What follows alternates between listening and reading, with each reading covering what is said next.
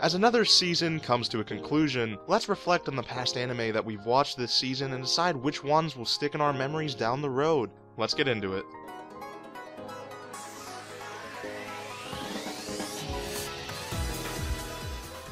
Devil Survivor 2 The Animation, a show that can be summed up as generic and cliché, but still somehow manages to be entertaining. Based off a game of the same name, Devil Survivor 2 was an RPG element game that, let's assume, takes 40 plus hours to complete, so the character development in the game was just completely turned off by the time restrictions of 13 episodes. Basically, the character development was just atrocious. It attempted to make me care for these characters that it was killing off, but I didn't feel any feelings towards them. When they died, I was just like, meh, let's move on. Even worse, the character development of the main character Hibiki was just awful. The anime depicted Hibiki as just being this average, mopey, shonen protagonist that we've all seen before. To make it even worse, he's depicted as being just powerful. Anime decided, let's make him just as powerful as possible right from the beginning. For some reason, he has this unknown powers that we haven't even explained. The only reason given is, well, I'm the chosen character, I'm the main character, so guess what? I'm gonna be super powerful, which is just utter bullshit. And some of the minor supporting characters who I actually really liked but didn't get enough development were just kind of just left in the dust. Although I'm bashing the show, it's actually really enjoyable. So the animation is nice, the action is satisfying, and the plot intriguing enough just to keep you watching. I mean, I've yet to be bored with it at least. I've just been annoyed with it, to say the least. It's a hit or miss show with people.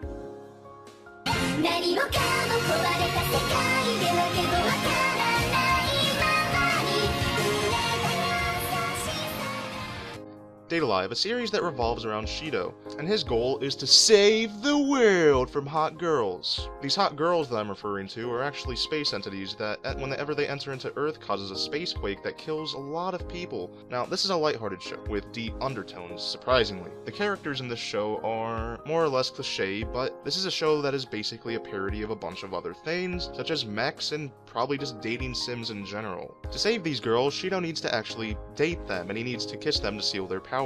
Now, this probably sounds absurd and really stupid, because it does sound stupid. It sounds like a really stupid plot, but it's an actually really fun watch. It's lighthearted and enjoyable. That's what it's going for, although there is some serious undertones that are there, but that doesn't take away from the lightheartedness of the series. Overall, it's just an entertaining show that applies a twist to the harem genre, and doesn't take itself all that seriously.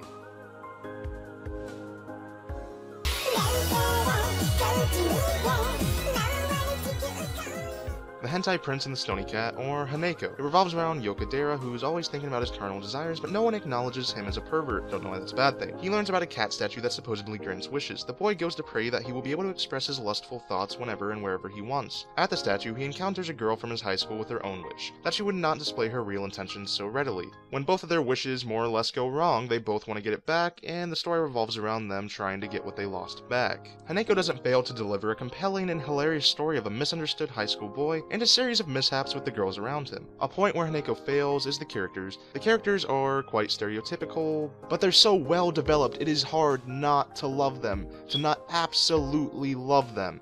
Whether laughing at the crazy antics or the lewd moments of Haneko, you'll find it funny, charming, and just all in all crazy. I would recommend this to anyone, except my mommy.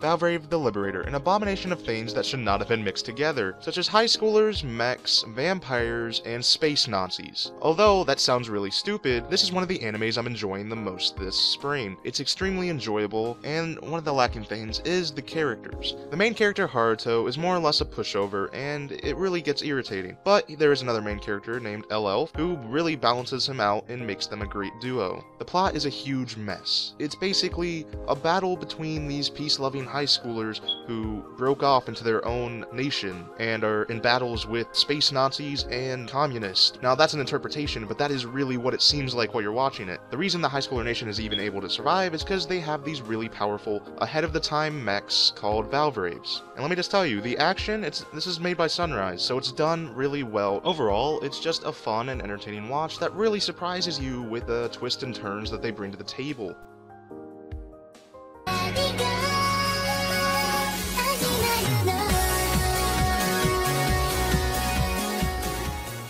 My fellow Syscons, we can rejoice as Orimo 2 aired this spring, and it was wonderful. The sound, the music, it was all wonderful. The art, moe as fuck. Wonderful. Now to stop fucking around, Orimo 2, one of my favorite shows that excels in the slice of life genre. The best part about Orimo is the characters. They all have their unique personalities that always lead to hilarious events that just keep you laughing. Every episode leaves me with a happy, warm feeling because it's absolutely hilarious and just makes me enjoy it. Orimo isn't all laughs. It has some lighthearted, touching moments that really get to you. It doesn't make you cry, but it definitely leaves you inspired or sad, depending on your personality. To sum it all up, it's just a hilarious ride that everyone should enjoy.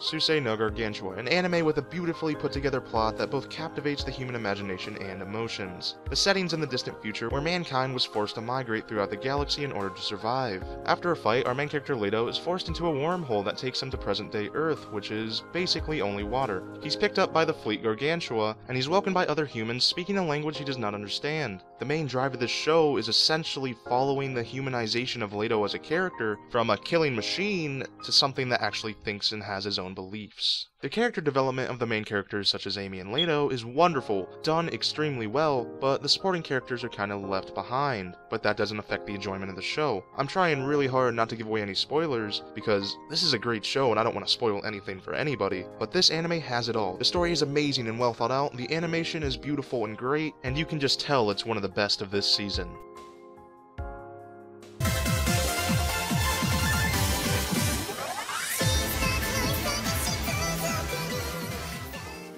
Certain Scientific Railgun S. It's the sequel to the first season of Railgun, and it's a side story to A Certain Magical Index. This season of Railgun focuses on one arc, the Sisters arc, which coincides with the arc in Index, but this time it's from the perspective of our main character, Misaka Mikoto, who is one of my favorite characters of all time. The setting's in Academy City, an advanced city dominated by students with superpowers, or espers. The superpowers are divided into 5 levels, with level 5 being the highest. Our main character, Misaka Mikoto, is one of the only 7 level 5 espers, ranked 3rd strongest of the 7, and given the nickname Railgun due to her ability of emitting and manipulating electricity. The tone of the second season changes greatly from the first season. It kicks off with a strong start, exhibiting a much more serious and exciting tone. Similar to the level upper arc of the first season, with an engaging storyline and captivating action scenes, anyone can be easily drawn into the brilliance of the series. Whether you're watching it for the carefree scenes of Misaka's daily life, or for the life-threatening battles, this show does not fail to entertain. With the amazing action parts of the first season and a new serious tone, Railgun S does not fail to deliver a punch.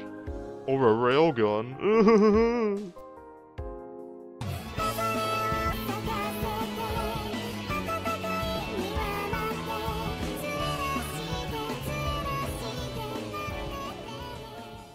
Yahari or no, okay, I'm not saying that. We're gonna go with Snafu because that's too long of a fucking name. Snafu, an anime that revolves around our protagonist, Hikigawa Hashiman. I probably pronounced that wrong, pretty sure I did. Who is entirely rejected and remarked as gross by his peers, or his classmates. His goal in high school is just to remain a loner and avoid making friends. He does what he can to make himself unnoticeable, and doesn't draw much attention towards himself. He wants to conduct his life like a bear, one that hibernates to cause no trouble nor to get into trouble. So, what makes an anime featuring a social apathetic loner so interesting? It's the fact that this protagonist gives his audience a wild, crazy taste of his own state of mind. Eventually, Hiki loses his loner lifestyle and is forced into the public service club by his teacher to correct his corrupted behavior. Now, this is a sarcastic anime. The characters of this anime feature a very unique cast with matching personalities that are pretty unique in themselves and interesting. The chemistry between the characters is wonderful. Snafu relies on dialogue and character development to advance the plot. Now, this isn't your normal romance comedy.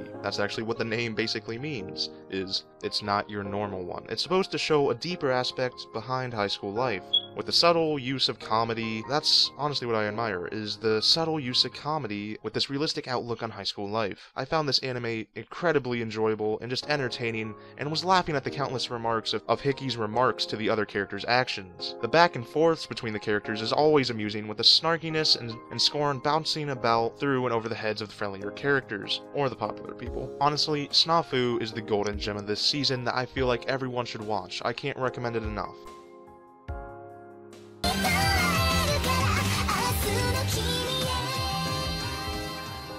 Hatarako Mouse Summer, or The Devil is a Part-Timer. It's a comedy anime that's about a demon lord that drifted into modern-day Tokyo and started working at a fast food joint. You can already imagine how hilarious and outrageous this anime can be, and it is. It's outrageous, hilarious, and makes me burst out laughing every fucking episode. Every single character in The Devil is a Part-Timer has a unique and varied personality that brings something to the table to the already unique and hilarious atmosphere that The Devil is a Part-Timer has. I mean, what more can I say? It's about an overlord that travels to another universe and is trapped there, and he has to find a way to get back. It kind of honestly seems cliche, something that's been done before, but it's done so masterfully well that The Devil is a Part-Timer is one of the best shows of this spring season and will not fail to make you laugh. It is just utterly hysterical. Watch it.